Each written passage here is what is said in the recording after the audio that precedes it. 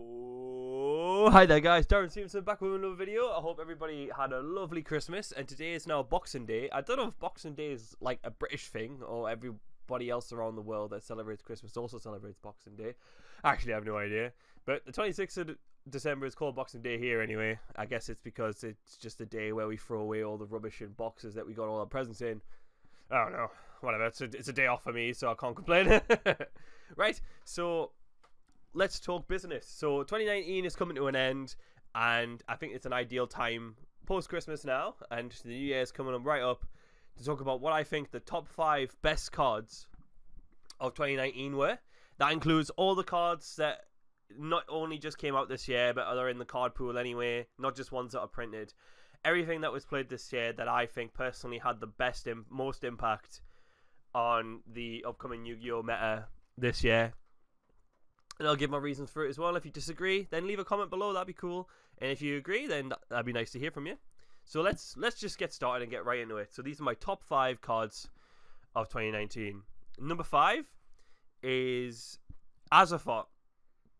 So there's arguments for why this is here. So there was a period where it wasn't a very long period where it went on like an absolute ruffle stomp. Early in 2019 in February, it won YCS Chicago with Lunalight, and then it came back into fruition with Lunalight when Nibiru came out, and everybody opted to pay Lunalight because they just didn't want to lose the Nibiru, so they used Azathoth to counter Nibiru.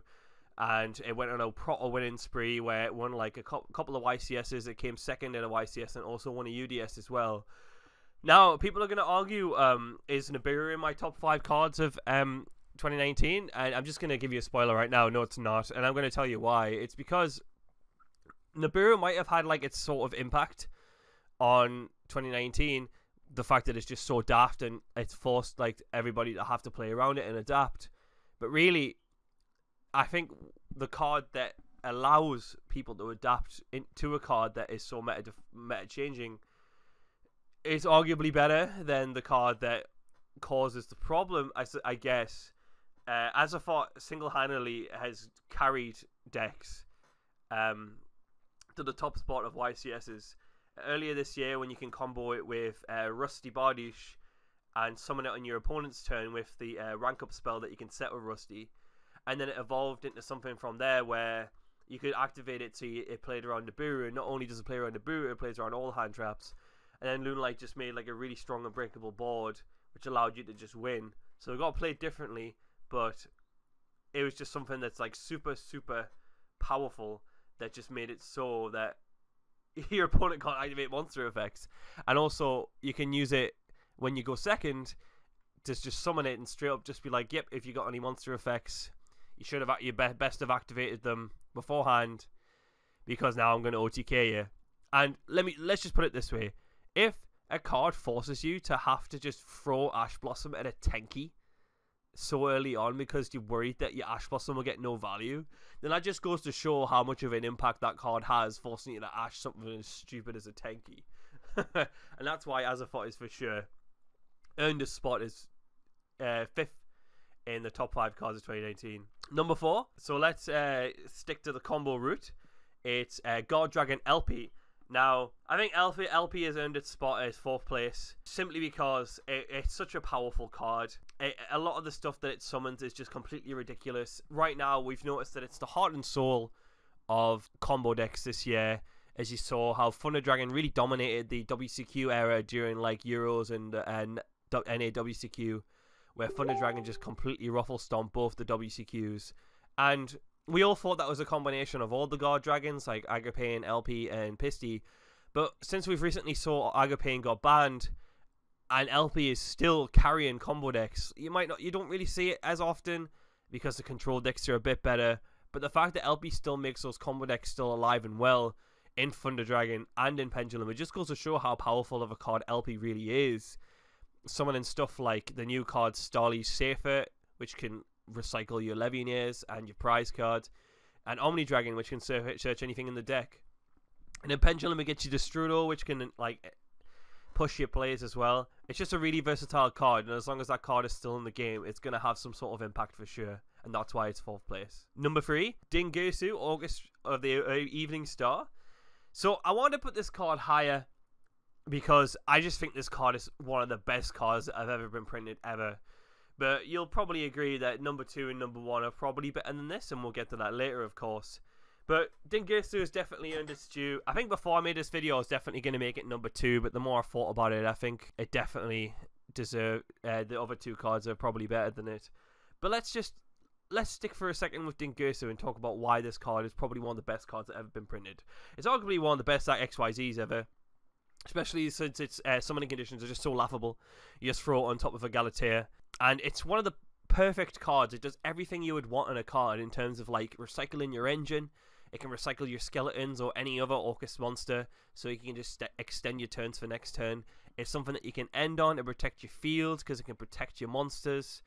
And it's also like, it just helps recycle.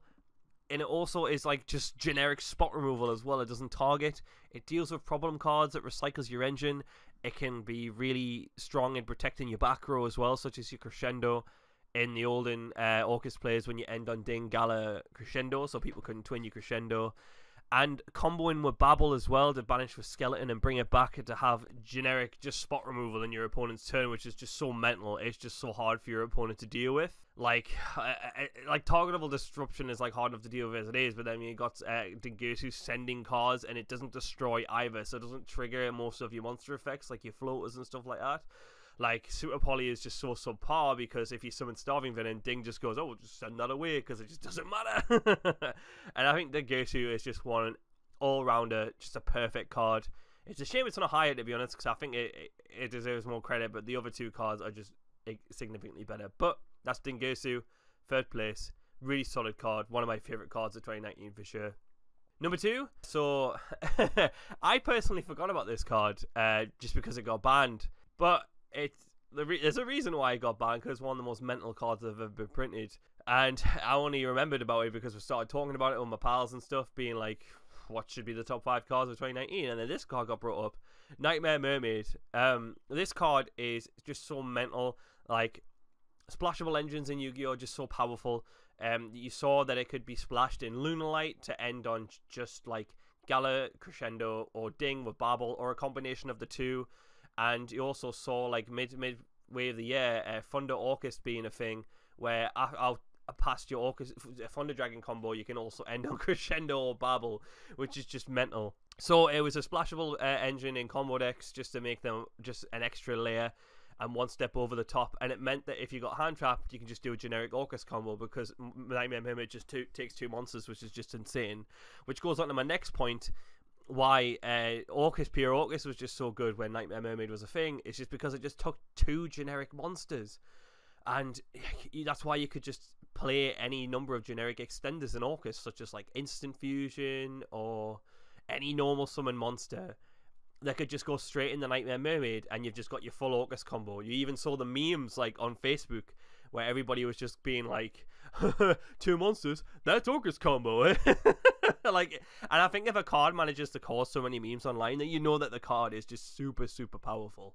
It's a generic splashable engine, and it's a deck that made the Pure Orcus deck so over the top and consistent, and it's just super powerful. It even discards a card too, so it means that it can even discard an Orcus monster, and then you have your situation where, oh, I can't even ash that now because he's just discarded an Orcus monster, so it doesn't achieve anything. The card's super, super good.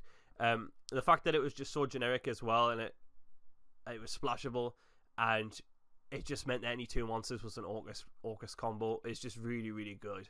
And that's why I think for sure it's 2nd place. And the only reason why it's not top is because of the next card that I'm about to talk about here, which, if you haven't figured it out by now, surely you have. Right? But let's get on to number 1. What do I think is the best card of 2019? Well, here's some evidence to back up what I'm about to say. To negative violence there, and that's not really where I want to go. Which, to be fair, I think... Oh, another engage! Not what? Really. No way! This is incredible! This is absolutely... The crowd goes wild. I hope you can hear it. This is... What is crazy! Yugi couldn't have done better. The heart of the card. Yes. As you can see, I think, without a doubt, the best card of 2019 is for sure Sky Striker Mobilize Engage. The card's just so mental. It's just so good. As you can see on there, it just some reason always just generates just so much advantage. It can, it's even a splashable engine now thanks to Hornet drones. You've seen like throughout the year it's just been splashed in generic engines because it just gets you a generic extender in Hornet drones, which goes into Kagari. They can add back another Hornet drones, which was at the time full Orcus combo because of Nightmare Mermaid drones and Kagari making it a Mermaid. And now it's just like a card that helps you facilitate your engine because it just everybody just plays a bunch of spells in the deck now. You've seen the most common striker decks now play like Into the Void and Card of Demise just to get as many spells in the graveyard as possible, just to get the infinite pluses off Engage. And the same with the Orcus deck as well. And even in the Orcus deck, it just ends on a defensive card as well as digging for your Orcus monsters. It can end on Widow Anchor and again on Shark Cannon. It's just mental what the card can achieve. In generic Sky Striker, like, it can be anything you want. It's a starter card. It's an extender if need be. It helps facilitate OTKs when you go for the Boral Sword stuff, because it can get Shark Cannon as well, which is also a defensive card which can banish and grave, which is really good right now against Orcust. Get Widow Anchor, and it's all generic spot removal as well, and Afterburner and Jam and Wave dealing with monsters and back row. It's just nuts. And the fact that it just gives you a bonus card as well now that you've got when you get free spells in grave, which has became infinitely easier thanks to the number of spells that people play, like Into the Void and Card of Demise, like I said before. It's just mental. And as you've seen from the video, somehow Metal Force Fusion and Engage always seem to draw into another Engage. The card might as well say on the card text, add one Sky Striker card plus draw one Sky Striker Mobilize Engage from your deck. It's just crazy, isn't it? Well, thanks for watching, guys. If you disagree, let me know in the comments below, and if you agree or whatever, tell me what you think the top 5 cards of 2019 are.